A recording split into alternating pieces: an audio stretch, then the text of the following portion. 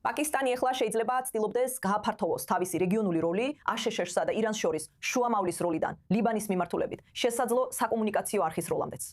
პაკისტანის შინაგან საქმეთა მინისტრი შაბათ-კვირას თეირანში იმყოფებოდა და გავრცელებული ინფორმაციით თან ჰქონდა ახალი წინადადებების მადადებები, რომლებიც მიზნად ისახავდა ვაშინგტონსა და თეირანს შორის ჩიხის გარღვევას.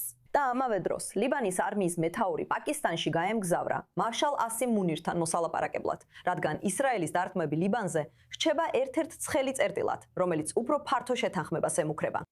ეს ყველა შეხვედრა გაიმართა გუშინდელი ესკალაციის წინ, რომელიც ისრაელსა და ირანს შორის მოხდა და უკავშირდებოდა ისრაელის დარტყმებს ჰეზბოლას წინააღმდეგ. საკითხის დეტალურად განსახილველად ჩვენთან ერთად ახლა ჰასან ტირზადა, გეოპოლიტიკური სტრატეგი და საგარეო პოლიტიკის კონსულტანტი.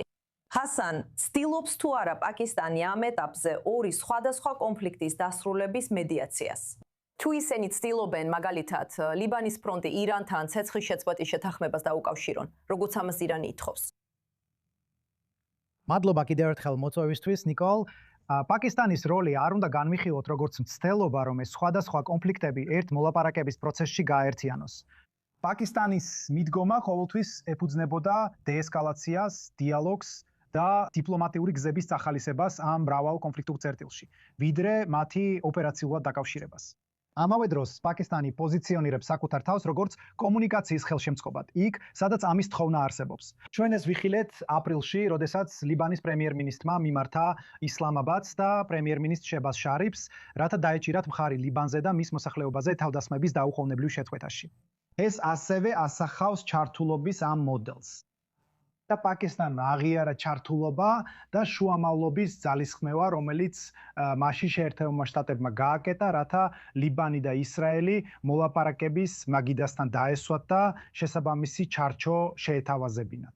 ამის მიუხედავად ირანი მუდმივად ამტკიცებდა, რომ ნებისმიერი მდგრადი შეთანხმება ვერ შემოიფარგლება მხოლოდ ცალკეული ფრონტებით და საჭიროებს უფრო ფართო ყოვლის მომცროლ დეესკალაციის ჩარჩოს. თუ ამას ამ კონტექსტში ვუყურებ, თუ აშშ-სა და ირანს შორის მიღწეული იქნება ყოვლისმომცველი შეთანხმება, რომელიც რამდენიმე ფრონტს მოიცავს, მაშინ ამ დაკავშირებულ ფრონტებზე განვითარებული მოვლენები ბუნებრივად შეიძლება იყოს ერთმანეთთან დაკავშირებული ამ უფრო ფართო შეთანხმების ფარგლებში, რადგან ირანმა ეს არაერთხელ გამოკვეთა.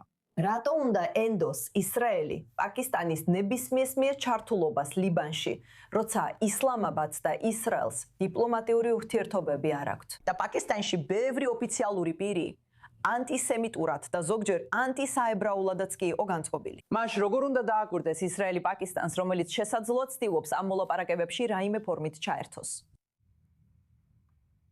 ისტორიისთვის პაკისტანის ისრაელთან დიპლომატიური ურთიერთობების არქონა ასახავს მის ხანგრძლივ პოზიციას პალესტინის საკითხზე, რომელიც პაკისტანისთვის საერთაშორისო სამართალშია დაფუძნებული და მხარს უჭერს სამართლიან და მდგრად შეთანხმებას, რომელიც შეესაბამება გაეროს შესაბამის რეზოლომის რეზოლუციას.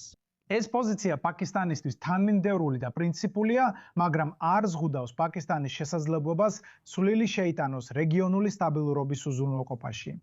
პაკისტანმა ამ კონფლიქტში არაერთხელ აჩვენა პრაგმატული ჩართულობა, როდესაც მიზანი იყო ესკალაციის თავიდან აცილება და კონფლიქტის პრევენცია. ამერიკის შეერთებულ შტატებსა და ირანს შორის მიმდინარე პაკისტანის მიერ ხელშეწყობილი დიალოგი, როგორც იცით, ორივე მხარის ნდობით ხორციელდება. ეს ასახავს ნდობას პაკისტანის როლისადმი, როგორც კონსტრუქციული შუამავლისადმი სენსიტიურ რეგიონულ დინამიკაში. პაკისტანს აქვს ავტორიტეტი, ურთიერთობები და გამოცდილება, რაც აუცილებელია დეესკალაციის ხელშეწყობისთვის. და მისი ჩართულობა სხვადასხვა რეგიონულ პარტნიორებთან და საერთაშორისო აქტორებთან მიუთითებს, რომ მას შეუძლია მნიშვნელოვნად შეიტანოს წვლილი ძალისხმევაში, რომელიც მიზნად ისახავს შემდგომი კონფლიქტის თავიდან აცილებას. და როგორ მიიღებს ისრაელი ამას, ხო ასეა. დაუბრუნდეთ პრეზიდენტ ტრამპის ინტერვიუს Financial Times-ში, სადაც მან აღნიშნა, რომ საბოლოოდ ისრაელს მოუწევს მიიღოს ნებისმიერი შესაძლო შეთანხმება, რომელიც მიზნად ისახავს ირანთან კონფლიქტის დასრულებას. ეს ჩემთვის ხაზგასმულია, რომ თუ ლიბანის ფრონტი იქნება ჩართული ამ შეთანხმებაში, ისრაელს მოუწევს ამის მიღება.